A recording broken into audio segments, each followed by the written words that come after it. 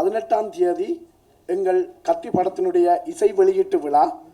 அந்த விழாவிற்கு நீங்கள் அனைவரும் வருகை தந்து அந்த விழாவினை சிறப்பிக்க வேண்டும் என்று கேட்டுக்கொள்கின்றோம். எந்த ஒரு பொலிட்டிக்கல் பேக்ரவுண்டும் எந்த நோக்கமும் எங்களுக்கு இல்லை. இலங்கை அரசு நன்றாக விளங்கியது. எங்களுடைய நோக்கம் மக்களுக்கு உதவி செய்கிறதாகவும் சேரிட்டி ஒர்க் என்றபடியாக தான் எங்களை அலோவ் பண்ணாங்க. அதாவது பொலிட்டிக்கல் பேக்ரவுண்டில் உள்ள எந்த அரசியல் பேக்ரவுண்டையும் இலங்கை அரசு அனுமதிக்காது. அது இலங்கை அரசுன்ற பிரச்சனை. எங்களை பொறுத்தளவை இலங்கை அரசுக்கு நன்றாக தெரிந்தது, அப்படி நான் புரிந்து கொள்கிறேன். நாங்கள் எந்த ஒரு பொலிட்டிக்கல் நோக்கமும் எந்த ஒரு சலுகையும் எங்களுக்கு இல்லை.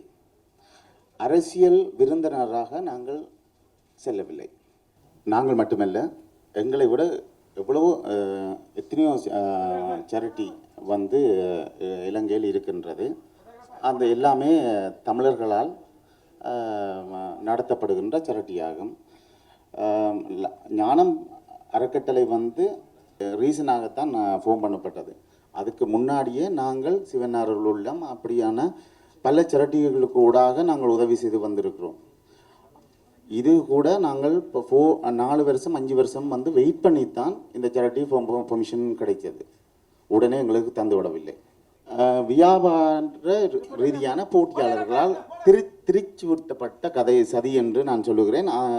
இதை நான் குறிப்பாக ஒரு தரையும் சொல்லிவிடவில்லை.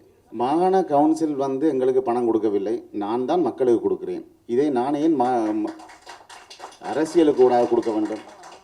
அரசியல் என்ற ஒரு போர்வை கூடாக நான் போக விரும்பவில்லை. இந்த படங்களை போட்டது அந்த இதுகளில் எங்களுக்கு கன்சன்ட்ரேஷன் நாங்கள் கொடுக்க இல்லை. உண்மையான விஷயம் தமிழ் மக்களுக்கு தெரியும். இந்தியன் தமிழ் மக்களுக்கு இன்றைக்கு தான் தெரியுமான்னு எனக்கு இப்போ தான் தெரியுது. பட் ஆனால் ஐரோப்பியன் வாழும் தமிழ் மக்களுக்கு, ஸ்ரீலங்கன் பேஸ் தமிழ் மக்களுக்கு லைக்கா மொபைல் என்றால் என்னென்று தெரியும். Gnanam foundation, Gnanam productions named few years back. அதுக்கப்புறமா நாங்கள் இந்த படம் எப்போ பிளான் பண்ணினோமோ அப்போ அந்த டைமில் ரீநேம் பண்ணோம் இந்த லைக்கா ப்ரொடக்ஷன். ஏன்னு சொல்லிச்சுன்னா, Lyca production is a well known brand. So to enter into to the cine industry, that is the best decision. That's what we believe. எங்களுக்கு தெரியும் இந்த சர்ச்சையில் பின்னணியில் எந்த விதமான உண்மையும் இல்லை என்று தெரியும். அது மட்டும் இல்லாமல் கடந்த 20 நாளாக இவர் சைனா, பீஜிங், ஷியோங், ஷங்காய், ஹிரோஷிமா, டோக்கியோ, துபாய், அப்போ ஒவ்வொரு நாட்டுக்கு நாங்கள் 2 நாள் 3 நாள் நாங்கள் பிரயாணம் பண்ணினோம். பிரயாணம் பண்ணி இது கூட நேற்றைக்கு மொரோக்கோவிலேருந்து ராத்திரி வலிக்கிட்டு இரவு 11 மணி தான் இங்கே வந்துறாங்கி. இங்கே இது முடித்து 2 நாளில் திருப்பி நாங்கள் லண்டனுக்கு போக வேண்டிய கேட்டால் பிஸி ஷெட்யூல். மற்ற கேட்டால் ஐரோப்பா வாழ் தமிழ் மக்களுக்கு தெரியும் இந்த செய்தி எங்களின் கம்பெடிட்டிவ் நிறுவனத்தால் உருவாக்கப்பட்டது ஒழிய இதுன்ற பின்னணியில் 1 மில்லியன் தெரியும். லைக்கா மொபைல் ஆரண்டு தெரியும். அவன் என்ன மக்களுக்கு செய்யணும் என்று தெரியும். அதால் நாங்கள் பெருசாக அரட்டிக்கலை இல்லை. பிறகு என்னென்று கேட்டால் எங்களின் இவர் நண்பர் கருணாமூர்த்தி அவர் தான் சொன்னார், இல்லை நாங்கள் ஒரு ப்ரெஸ் கான்ஃபரன்ஸ் கண்டிப்பாக இதை வச்சு ஒரு விளக்கம் கொடுக்க வேண்டும் என்ற அடிப்படையில் தான் நாங்கள் இங்கே உங்களுக்கு இந்த விளக்கத்தை தந்தோம். தமிழகம் எங்களின் தாய் வீடு, தொப்புள்கொறி உறவு எங்களுக்கு இருக்குது. அந்த உறவை நாங்கள் மேலும் நாங்கள் சீர்படுத்த வேணும், எங்களோட உறவுகளை வளர்த்துக்கொள்ள வேணும் என்றது எங்களின் அபிலாசையும் ஆசையும்.